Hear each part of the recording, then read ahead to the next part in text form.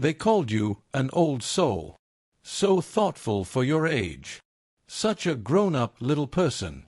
They praised your wisdom, your independence, your ability to handle things. They told you how proud they were that you never needed much. And a deep, quiet part of you felt a strange mix of pride and a profound, aching loneliness. This is the secret world of the person who was the mature child. You were the one who never had a real childhood. The one who had to grow up too fast. The one who became a mini-adult, long before your time. If this was you, you probably carry a profound sense of confusion about your own needs. A deep resentment for a childhood that was stolen. And a persistent feeling of being fundamentally different from everyone else. Today, we are going to talk about the hidden wounds of the mature child. Because your early maturity was not a superpower. It was a survival strategy.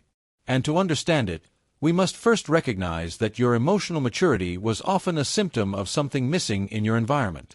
You were the mature child because you had to be. The first reason for your maturity was often a parental vacuum.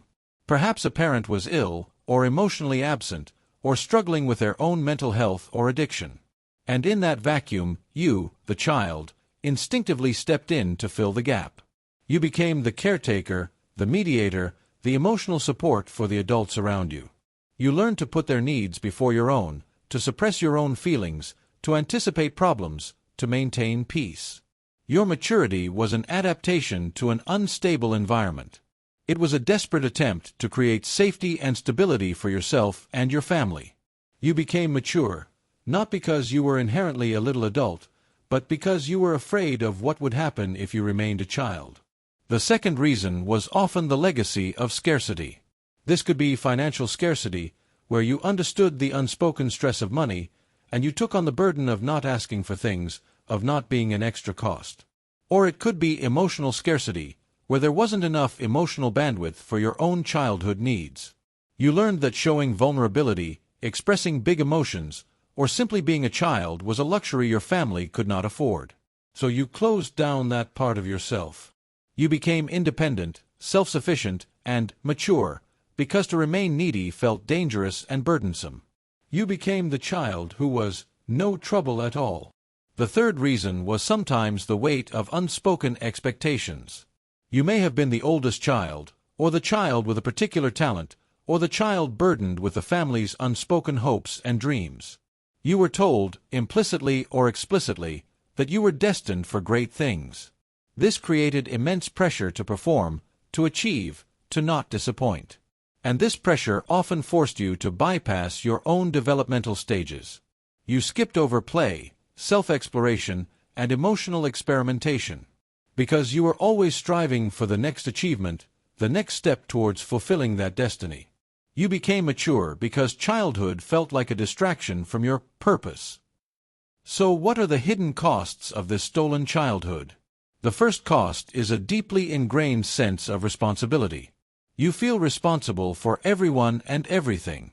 You find it almost impossible to delegate, to ask for help, or to let others carry their own burdens. You are constantly in a state of hypervigilant scanning, anticipating problems, and feeling the urge to fix them, even if they are not yours. This creates immense exhaustion and resentment. The second cost is a disconnection from your own emotions. You learn to suppress your feelings as a child, because they were inconvenient or unsafe.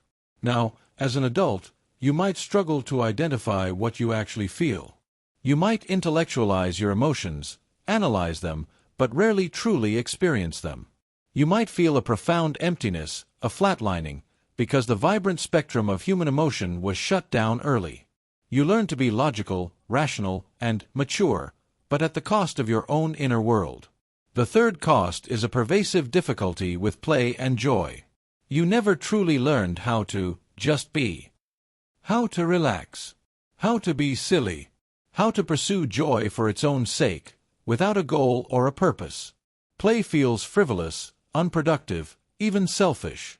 Your inner child, the part of you that craves spontaneity and delight, was locked away long ago. And as an adult, you often feel guilty for resting, for having fun, for simply existing without contributing. The fourth cost is a feeling of being fundamentally alone. Even when surrounded by people, you might feel like no one truly understands the depth of your experiences. You've always been the strong one, the wise one, the one who helps.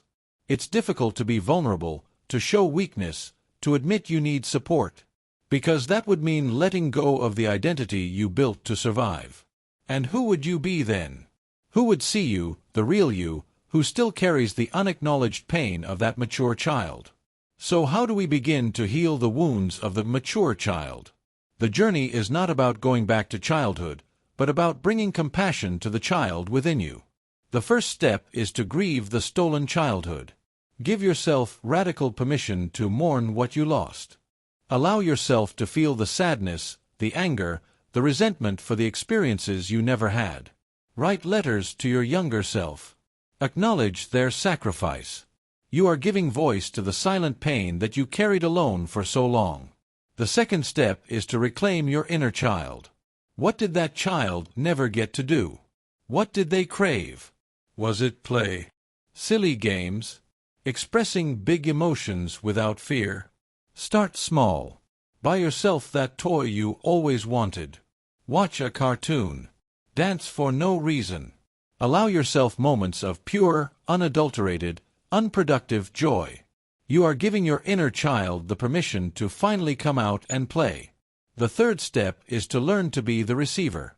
You were always the giver, the caretaker. Now, practice letting others care for you. Allow a friend to bring you a meal. Accept a compliment without deflecting it. Ask for help with a small task. This feels incredibly uncomfortable at first, almost like a betrayal of your old role. But you are teaching your nervous system that it is safe to have needs. You are learning that your worth is not dependent on your ability to always be the strong one. And finally, you must learn the power of the sacred no. Your old programming says you must always say yes to responsibility, to others' needs. But your adult self now has a choice. Practice setting boundaries. Practice saying no to things that drain you. This is not selfish. This is self-preservation. You are giving your inner child the space, the protection, and the rest they always deserved. The pain of being the mature child is a heavy burden. But understanding it is the first step towards laying that burden down. It is a journey of honoring the incredible strength it took to survive. And learning to finally give yourself the childhood you always deserved. You were never meant to be small.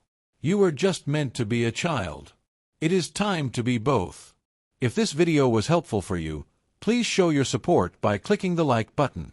To continue this journey of healing, subscribe to the channel and turn on the notifications. And if you know someone who carries the weight of being the mature child, please share this video.